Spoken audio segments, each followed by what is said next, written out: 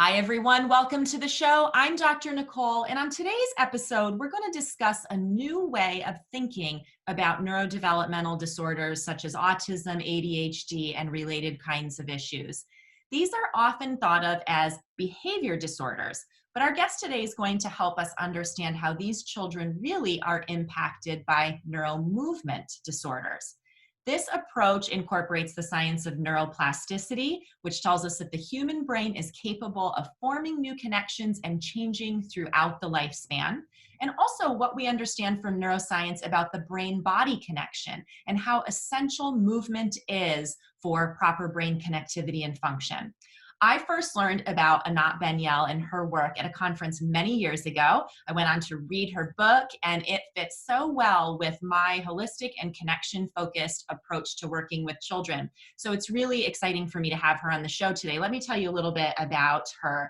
Her work is at the forefront of the emerging brain plasticity field and the understanding of the role of movement in child development, health, and vitality. She's the founder of Anat Baniel Method NeuroMovement.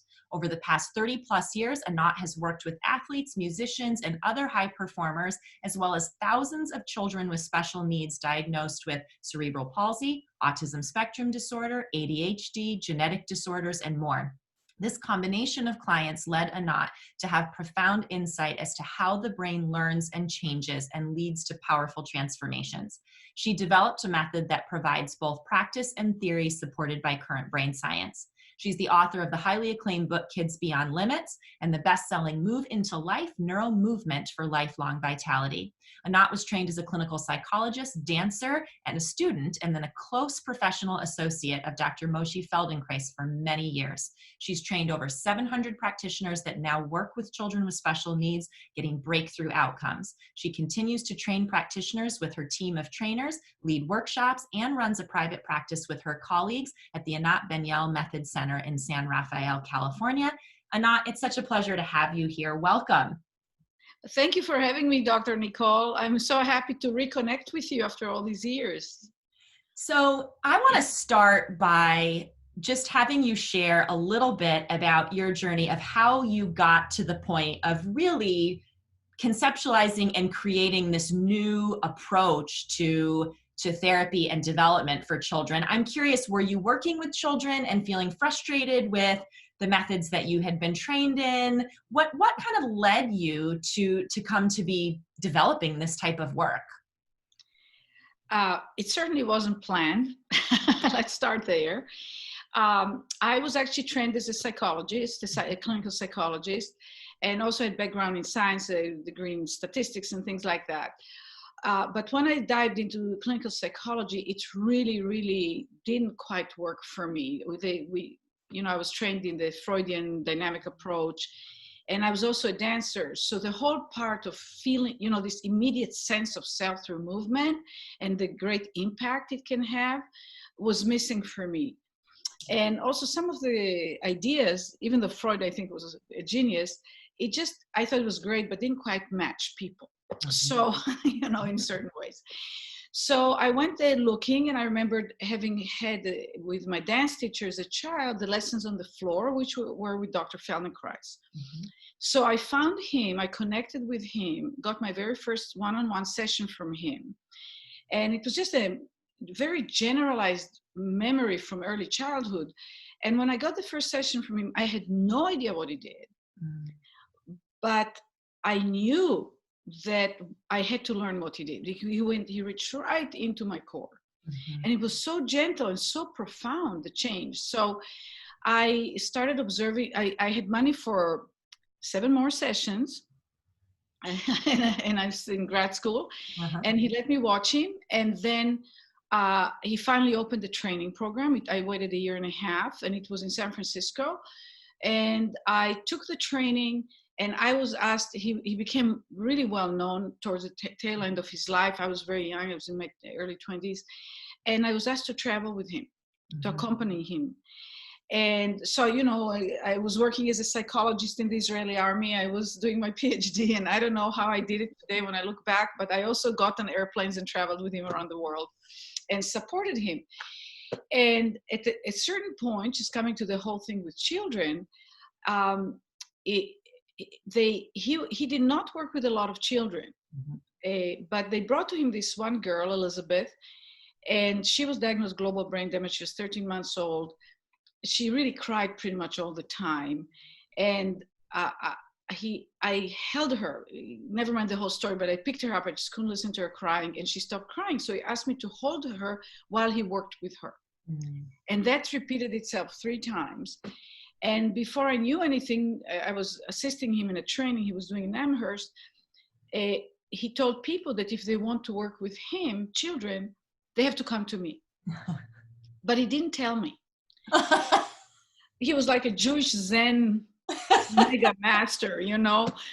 There was an article about his work in the Smithsonian magazine with a girl he demoed on, 11-year-old, in one of his workshops that had cerebral palsy, and this journalist followed him after that. And that article just came out before Amherst. So the whole thing, just kids, you know, parents started migrating. And so they would see, he said, I'll see if you work with Anat afterwards. So they assumed I'm an expert. So I had I studied some Piaget, you know, as a psychologist, but I knew nothing, no physical therapy, no nothing, you know, which was a huge gift. Because the kids came to me and I just said, a kid. And he was so remarkable that the fact that he referred them to me, I just accepted it. I didn't tell the parents that I don't know anything. And the miracles started happening, including with Elizabeth. I mean, I did something and something popped. I did something popped. So fast forward, I moved to New York, word of mouth.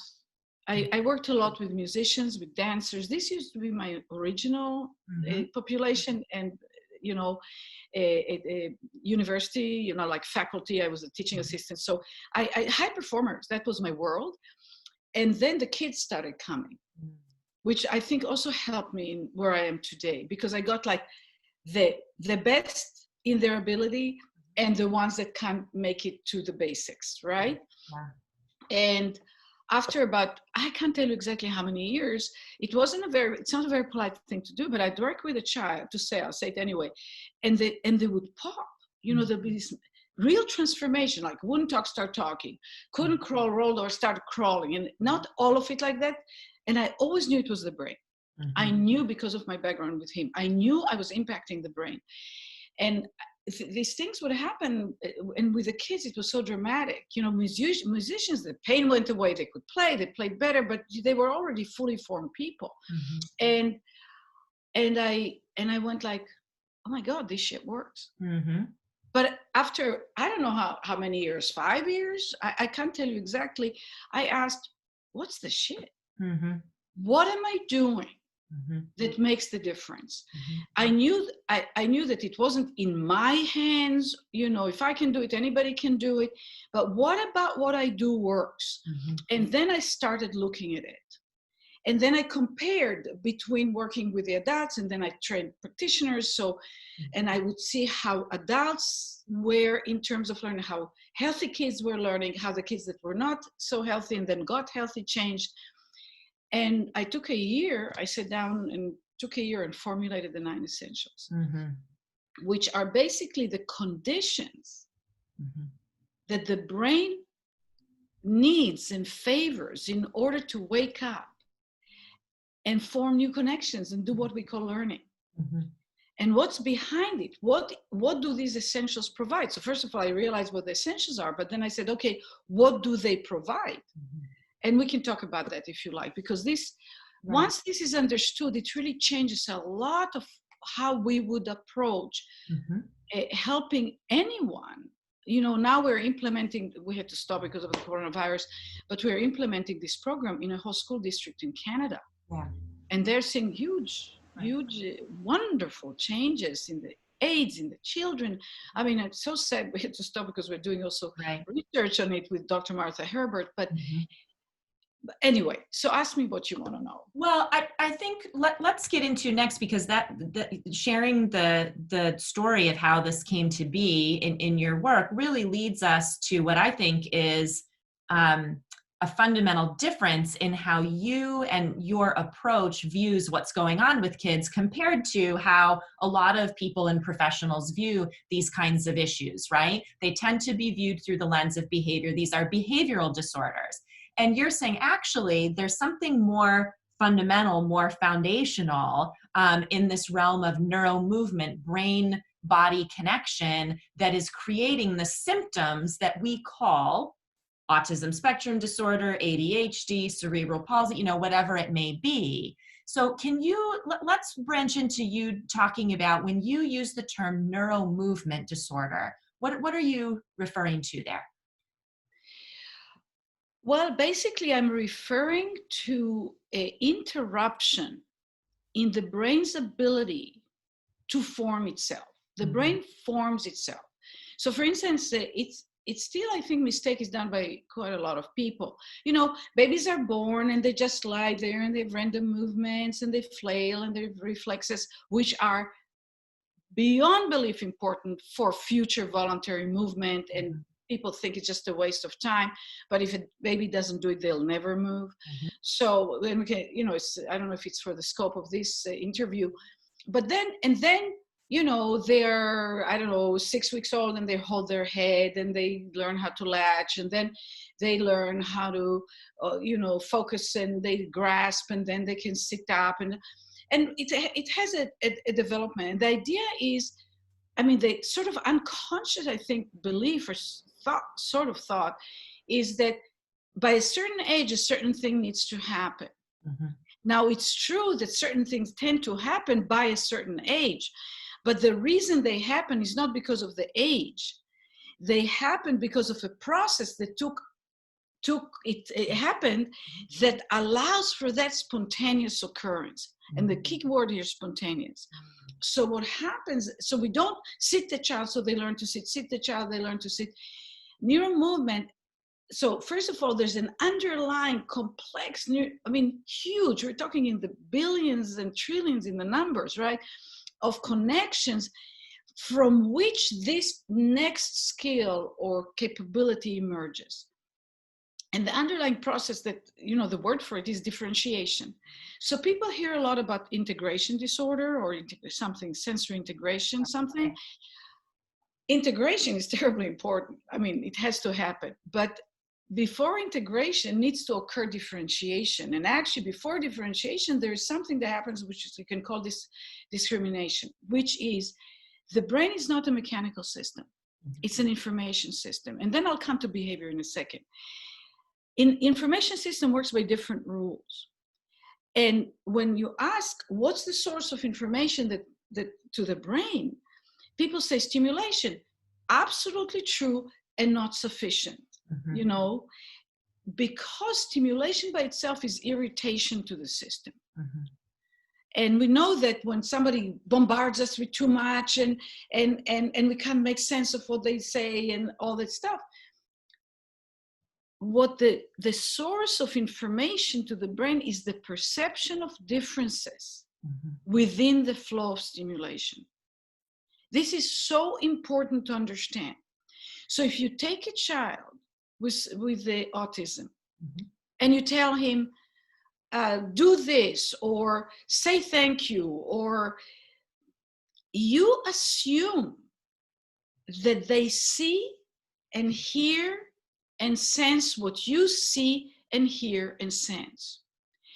So what happens is they don't, and it's not like they're not intelligent, but their brain has, in at least certain areas of the brain, a challenge in perception of differences.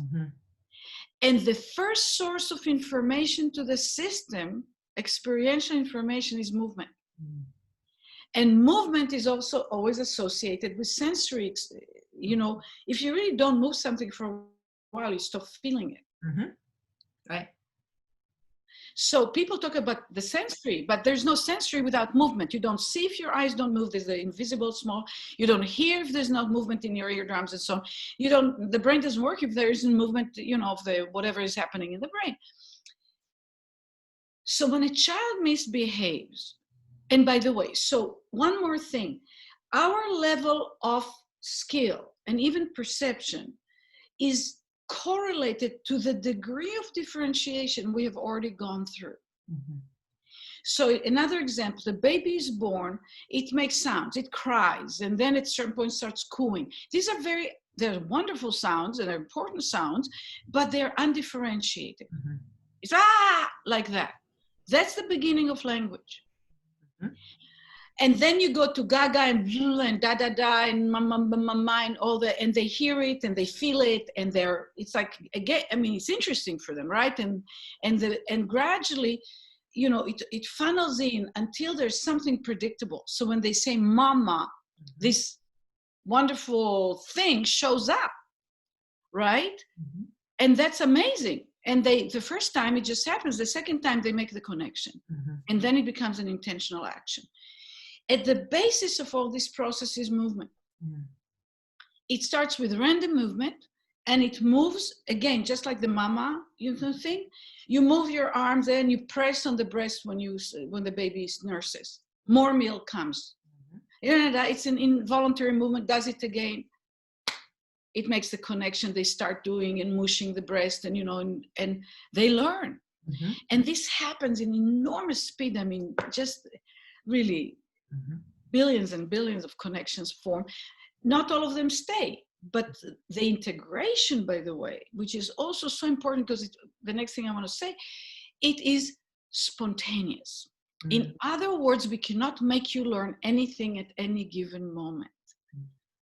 We can only give you enough variability and take you from where you are to greater options, mm-hmm. greater freedom in movement, in thinking, in feeling. That's all differentiation.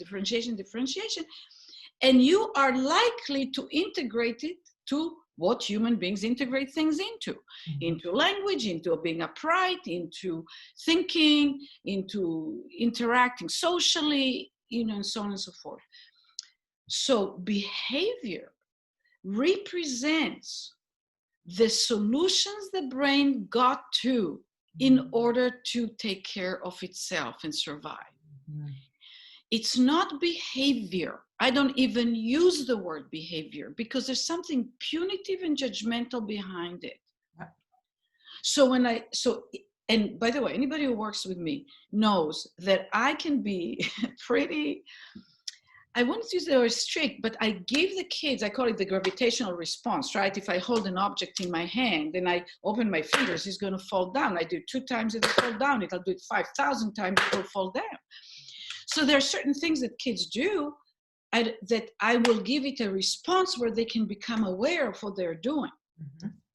And then they have an opportunity to have other choices. Mm-hmm. But I would not tell them what to do. Mm-hmm. I do not tell them what to do, because even if they will start following me the best they can to where they are, you know, and where they are at this time, at present time, they don't get agency. Mm-hmm. And one of the real big, I'm associated with this wonderful scientist, maybe you know her, you have to interview her, Elizabeth Torres. Mm. And we're friends and we want to do things together and so on and so on. She's amazing. Elizabeth is just a genius. I think she's amazing and passionate about this whole thing. And when I heard about certain approaches to the kids on the autism where they're prompted a lot and there's hours of repetition of the same thing, from my point of view, trying to control their behavior. That means it looks at it from a social point of view.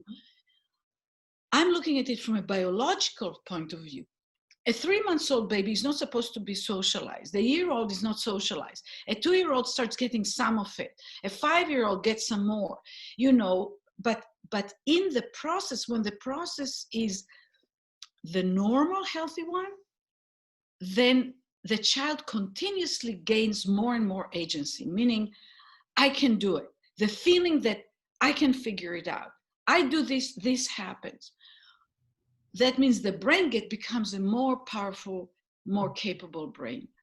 And so that's kind of like, it's a long answer, but I don't know how to make it shorter. Well, but it's so important, because really what you're talking about is that in order to support these children to become more on a path of healthy development, to be able to do the things that they are capable of doing and that we want them to be able to do, we have to look at it from a foundational perspective. And so often what happens in our treatment of these children is we start at this cognitive top point, and we start intervening at the level of saying words and, doing something with a peer or doing some kind of, rote academic skill or something like that. And what we do is we ignore all of these critically important developmental foundations that actually allow for the natural unfolding of those skills that we're trying to teach. And so we take this developmental pyramid and we turn it upside down, is how I look at it. We try to intervene at the top, and we don't give the kids any foundations to be able to truly have a more natural developmental process for things like relationship development and communication and other kinds of, cognitive functions. That's how I think about it. I love it. It's 100% correct. I just taught, so I teach trainings, practitioners, and it takes the total training to get to be able to work with children is 136 days of training. It's a thorough training because they themselves have to evolve and understand and get a huge repertoire of whatever. But for the very first time last February, just got it before the coronavirus, to my graduates who work with children, I did a 9-day course. They asked me to do it. And and I wasn't quite clear how I will do it because it's not so easy to speak it. But I called it a movement, thinking, and cognition. And movement comes first.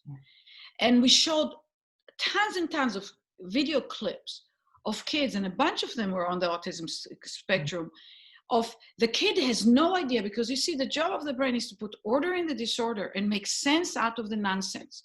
And if your brain is not perceiving those differences and can do one versus that, it's all this versus this versus that, right? Perceive differences, they can't make sense of it. It's just a flood. And by the way, for example, if you, from a neurological point of view, we see that many of those kids on the spectrum, and it's true also for CP in a different way, but I'll say first of all about autism, they do very extreme actions. Right.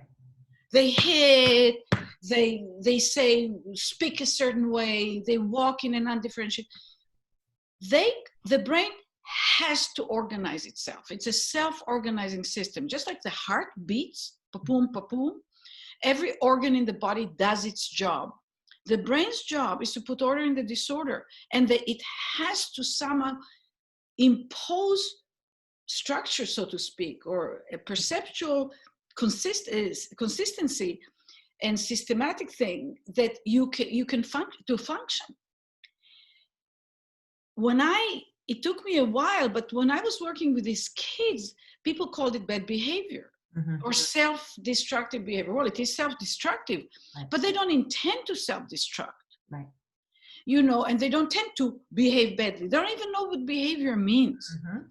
What happens is their brain goes to the first place where it starts noticing differences. And if people understand that, it totally opens, like you found a new planet of relating to those children. They don't know what they're doing, but they get to the point where if it's loud enough, many of them have a monotone, very loud voice, because their brain can't differentiate it into, oh, really, how are you today? Oh, great, and this is all really? You said that to him? All that modulation requires tremendous amount of differentiation. That's why great actors so work on themselves for years to be able to move their body and do things so you will know what they're thinking and feeling from the way they move and sound. So we need to work on the ability of the brain to perceive differences. That's where we need to go. The rest takes care of itself. And movement is the language of the brain. I coined that. Without movement, there's nothing. Yeah. And you have Damasio that wrote the book, The Feeling of What Happens. So our cognitive ability, our rational capabilities, the way we make sense of our world lives in the feeling sensation universe. That's where it emerges. When we get older and we already know that 2 and 2 is 4 and that the United States is not Canada and, you know, whatever, we forget where we came from. Mm-hmm. And that leads me to the fundamental principle, it's not one of the essential, is moving from fixing the children to connecting with them. Mm-hmm. And the essentials, if you do them, you have no choice but to connect to yourself and to the child. Yeah. But this is really, so the whole approach, your whole method, your NeuroMovement approach is really about bringing it back down to the point where the brain starts to perceive what I would call these more subtle differences, because what you said there is so profound. Kids will start to engage, whether it's speak, move, whatever, at the level that their brain is able to perceive difference. And that often is not until something is very in your face, forceful. And so we need to help take it back to helping them organize themselves through their movement in a way that their brain now can perceive all of those subtleties, right? Yeah. The one word I would change, you said it before and I didn't say, I don't take them back. I take them forward. I take them into the process that the system needs. Mm-hmm. So let's say you want to learn to speak Hebrew now. Mm-hmm. There's nowhere back to take you to. Mm-hmm. But if I started saying words in Hebrew, unless you are familiar with it for some reason, you wouldn't even be able to repeat the word I said, especially if I said it a little fast. Yeah. Right? Boker tov. You can't say it. But if it's an Israeli person, they say, oh, Boker tov gamlach. You know, it's Chinese for you, right? It's Turkish. You don't know what the hell it is. Your brain can't even distinguish between one sound and another. Mm-hmm. Right. There's nowhere back to take you. It's always from here forward. And that's where I liberated myself from Freudian psychotherapy because they kept taking people backwards. And I said, you're training us in our problems. Now, it's important to know our history. It's important to know what we're dealing with and to validate it and to acknowledge it and to begin differentiating from there. Mm-hmm. But it's always differentiation.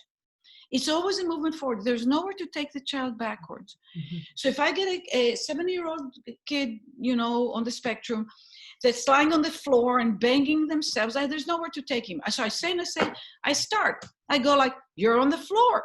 Mm-hmm. You're really strong. Your legs especially are making a lot of noise. That means they're strong. Mm-hmm. I said, what about your arms? How about you bang your arms too? Mm-hmm. And many of them, it's kind of like they just stop in their tracks because they realize they're banging their legs. Yeah. You see, when a child lies on the floor and bangs their legs and yells, you think they know exactly what they're doing. It's so loud, it's so big. You assume they know what they're doing. They have no clue what they're doing. So I take them from where they are. It's always an opportunity. Every time children with this CP, with cerebral palsy, with brain damage, stroke, whatever, people, the brain damage itself interferes with the ability of the brain, with the opportunity of the brain to differentiate. The whole thing gets very spastic, missing nerve cells and so on. People say, try to make them sit up. The brain learns its experience. It doesn't learn what it's supposed to learn. When I wrote my book, Kids Beyond Limits, I wrote Children Learns Their Experience, and I'm still friends with her. She's wonderful. My editor, she emailed me back. She gently said, Anat, you probably meant to say that they learn from their experience. I emailed her back and I said, don't we all wish?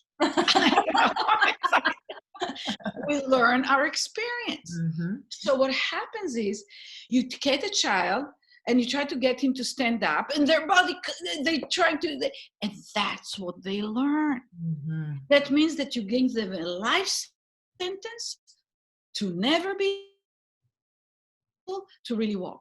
Mm-hmm. And by the time they're 14, 15, 16, they refuse to put ridiculously enormous efforts to do walking. The brain has to have freedom to do stuff. It shouldn't work so hard to walk, you know. But if you don't try to make them walk, and instead you give the brain the kind of variability of movement differentiations that it would have had spontaneously if it did not have the stroke, it would have its challenges. It's not like, oh, in 5 seconds you fix it, but it will grow. So we have a child that started with us 5 weeks. He's now a year. The parents are both Google people, so they Googled and they found us, and they knew he had a stroke. You know, he had the stroke, brain damage at birth, and they decided to skip all the stuff. And 3 weeks. We got him at 3 weeks. I just saw him on a Zoom. I'll tell you in a minute what we're doing. There's a few minutes left, because now we are working through the parents with the children, because we can't work directly. And he's drinking, and the parents, I mean, we send them for some coaching to get support, because we said, you're not going to put him up sitting before he sits. You're not going to stand him up before he stands. You're not going to drill him to say words. I said, if we give up that he can get better, we're going to do it. So it wasn't easy for them. And they learned to observe, find changes in their child. Now he's just last week, I don't know. Anyway, he took first 10 steps, and we trained them to not clap and to not say it again and all that stuff. And now he's done it again. And that's the agency. This child, and he has no distortion. The muscles are well balanced, which means the brain is well balanced. So that is like you bifurcate. And the sooner you bifurcate in your approach, the more intelligent and the better the brain learns. And that's what we see in the schools in Canada. We walk in and we teach the teachers to start using the 9 essentials, and kids start getting smarter. Well, and that's an important point, because, you've provided some great examples of, children on the autism spectrum, maybe with some more, severe kinds of issues, kids with cerebral palsy or strokes. But we're even talking about this approach is so beneficial, even for kids that, somebody might call high functioning, a child with ADHD who's impulsive and chaotic in their movement. Let me interrupt here. It's incredibly important and helpful for any child from the day they are born. You see what the program, that's a way I can slide it in right now because it's relevant. So we can't work with the kids directly, right? The parents travel to California to our center, and we work with them. We do intensives a week or 2 weeks. They go back home. And about 3.5, 4 weeks ago, I can't even remember anymore, I thought, oh my God, the children are not getting any input. The parents are cooped with them. It's not good. And this could continue for, we don't know, but we might not be able to work with them for a year and a half. We don't even know. That's a really long time for a young brain to form. It forms. Doesn't matter what happens, it forms itself. So I created a program, and I had 5 of my colleagues that trained with me, but now they're trainers with me. And I call it Abm Through NeuroMovement Through Your Hands. And I told the parents, we're not working with child, we're working with you. The child is going to be there. We'll see how you interact, and we'll take naturally occurring interactions in their living room, kitchen, wherever they are with the child. And we will guide you how to use the essentials based on your ways of operating. So it was a massive, so we had the caretaker, either the dad or the mom or the grandmother, but the same person 4 times, 4 sessions, and through Zoom. And I can send you the links if you're curious, if I have your email, because we said at the end, we had 25 families. Over 5 days, they got each 4 sessions, 3 adults. We had, we work with stroke, we work with, we work with any needed learning, right? And the feedback, I thought it would be helpful. It was, a couple of them said life-changing. life-changing for them, their insight about how much they try to fix their child rather than connecting and giving the child the conditions to discover stuff, and doing things for the child, and even their relationship in their marriage. They feel improved and they can use those principles. I mean, one of them, she's an actress, she's lovely. She said, the first day I did the first 2 sessions with her and her child, and the first, she looked like wasted, and it was like 25 minutes that I worked with her, because it was so new for her, and you know, as you can see, I'm intense, so I'm right on top of her. And I was telling her this, no, see, you just did this again, try it a different way. Comes back the next day, she says, this is relevant for everything. She said, this is overwhelming. This is like, I have to change everything. I said, how about you don't change everything? Start in one corner, get a little expertise there, then move to other corners in your life. Anyway, so, and now we're doing it. We're opening this coming week we're opening our practice. We brought a number of, and I'm doing a training to my graduates starting next weekend, because we're not doing our hands-on work. We call it functional synthesis, FS. I said, you're not doing that. You're not telling the parents to do it, because it takes 130, 36 days to learn it. But you can get them coaching how they can inhabit the essentials, so they create the environment, and kids changed. One child started going downstairs freely for the first time. Another child, and they didn't practice it. Right. But that's the power of guiding the adults spending time with children for how to create the environment and the opportunities for them to be able to make these connections. So I definitely want the link for that information, because we'll include it with the show notes for our listeners to access. I want to, in the time that we have left, I want to just have you touch on, you've mentioned the 9 essentials. These are your sort of foundational things that you have discovered are essential for, supporting children in this way. We won't have time to go through all of them. Obviously want people to get the book and access your information to learn more about it. But what would you want people to know about these essentials? And maybe, what are a couple of ones that are starting points? I'll just touch really briefly on 2 or 3. Yeah. So first of all, when you apply them, you will find yourself shifting from trying to fix your child, seeing what's wrong in the kid. We all see what's not working, but you don't get fixated on that. And you start actually connecting to the child, which by itself frees you. It's a huge freedom, frees you to love the child. The child frees up in themselves. They stop feeling like something is wrong with them, which they all do. Right. Because if I try to fix you, you'll feel that something is wrong with you. We can't help that. So each of the essentials really help the brain do its job better, which I talked about what it means before. The first essential, I call it movement with attention. First of all, there has to be movement in order for something to happen.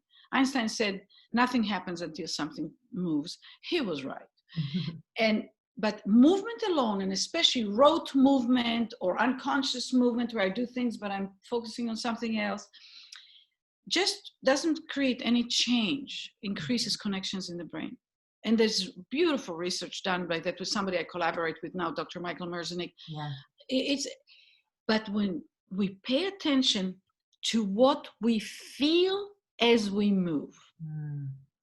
So, you might be getting instructions from a teacher, you hear the instructions, but then you shift your attention to yourself, to what you feel as you move. The estimated number of new connections, I believe in adults it's the same, but in children, that's where the research, 1.8 million new connections per second. Wow. So it's 1 billion in 10 minutes. The optimal time of a movement really focused, 15 to maximum 20 minutes. Research done in Israel. So when the brain is really, and one of my essentials is the learning switch. When the learning switch is on, the whole thing, 15 minutes, usually 20 minutes, the rest of it will just exhaust the child and will make them lose some of what they learn. So So it's the opposite, of what people think. You do it 1,000 times over 8 hours, it'll help. It just dumbs down the brain. It's unbelievable. Yeah. So movement with attention. So when you're with your child, look for ways to interact with the child that call upon them to notice what they feel. So you can use to say, you go, oh, this is hard. But if we go here, it's easier. You immediately start getting this brain to operate better. It's so simple. It seems almost can't be so simple. The next essential is slow. Fast, the brain can only do what it already knows. It's built like that. Every time we move fast, and we need to be able to move fast, we rely on that. That's habits. We need to be able to walk and run. I mean, that's part of the success of learning, but we don't start there. We start with slow. Slow gets the brain's attention. Slow gets us time to feel. Slow amplifies everything. So we perceive the differences better and we learn better. The other one is reduction of intensity. Intensity, mechanical intensity, emotional intensity, drilling, repetitions is a form of intensity, because the more intense the stimulation, the more additional stimulation the brain needs to get to feel a difference. In other words, we get desensitized. So if something is really like the kid that lies on the floor and bangs their legs, they have so much intensity that it's a blur in their experience. But if you can slow down and reduce the effort and do something very delicately, the kids, and kids on the ADD, ADHD, all that stuff, they start noticing something, they feel, and we are built to focus on what we feel. So we can't fix focus by fixing focus, but we can slow down and reduce the effort and maybe say, oh, now it's like this, and now it's like that. Dr. Seuss was a genius. Right. He was a genius. His whole books are neurologically couldn't be any better. They amplify, and it's this or that, and then a small thing, up and down. So, and the last one, there are two that I say quickly, variations. Yeah. Variations are by definition differences.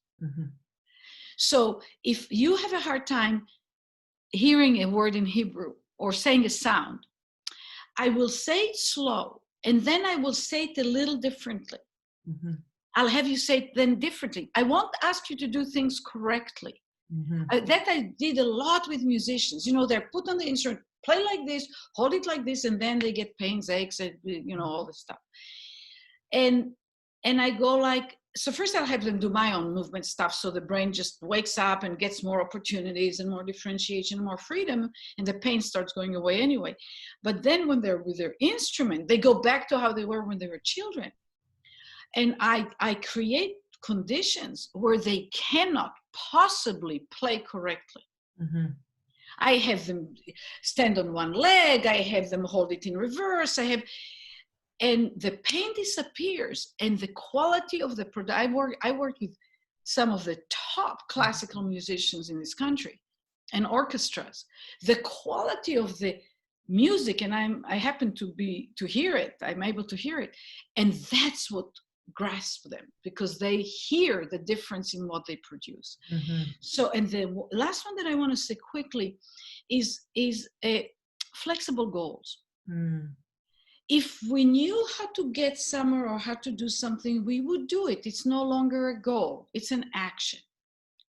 Goal implies that we don't quite know how to do it yet or get there yet. So the more we the more we know what the goal is. It's like throwing something far to try and fish something, and now go back to the present time. So it's in the background. The goal is in the background, and then there are a few other essentials, and just observe and interact with what's happening through the essentials. And I tell you, that's why I'm doing it. That's why I'm talking to you all these years later. The miracles pop in the child and in yourself. And what happens, which is so clear to me, I am not making this happen.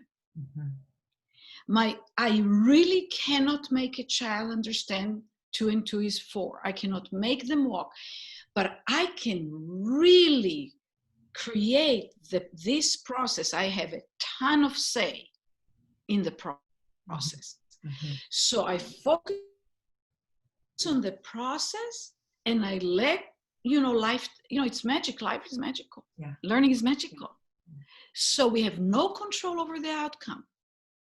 And we have continuously greater room for greater learning, sophistication, differentiation in how we do the process. So that's the hope. Right. And the opportunity. It does bring so much hope, and it's such a wonderful reframe or perspective shift for a lot of parents to our job is not to control the outcome, it's to help guide the process so that children can move forward. Yeah. Exactly. And feed it. Mm-hmm. A kid does something that is like mistake, and I say, oh my God, what an amazing mistake. You are really good at doing it poorly. Yeah. And then I say, let's see if I can do it poorly, but in a different way. And by the way, when we do mistakes on purpose, not easy. Everybody focus on the right way. And 99% when people tell you what's the right way, they don't know what they're talking about anyway. Right. So I don't know the right way. I know a process that I know works really powerfully. Yeah. Such wonderful information, stories that you and I could talk for hours and hours about this. Yes, I know. I want to make sure that people know where they can go to get more information about you, your work, your books. What's the best website? Well, my website, it's Anat Baniel Method.com. And in there, by the way, there are the free ebooks, both with the 9 essentials, both regarding the children and then for adults. The program that we're doing, if people are interested, it'll be interesting to see with people that we haven't worked before, which we had in this program, 2 families like that. It's called Abm Anat Baniel Method NeuroMovement, Abm Through Your Hands. Nice. So we don't have anything about it on the website yet because we just finished making it up a week ago. That's awesome. But we're offering it to our clients already because they know our work. But if you just want information, if they email admin, short ADMIN at anatbanielmethod.com. And scheduling at anatbanielmethod.com gets them to the private sessions. And, and I did a free 2 weeks movement lessons for adults. And we'll probably do another one in about, I don't know, anywhere between 2 to 4 weeks. Right. So they can get on our mailing list and they find out about stuff.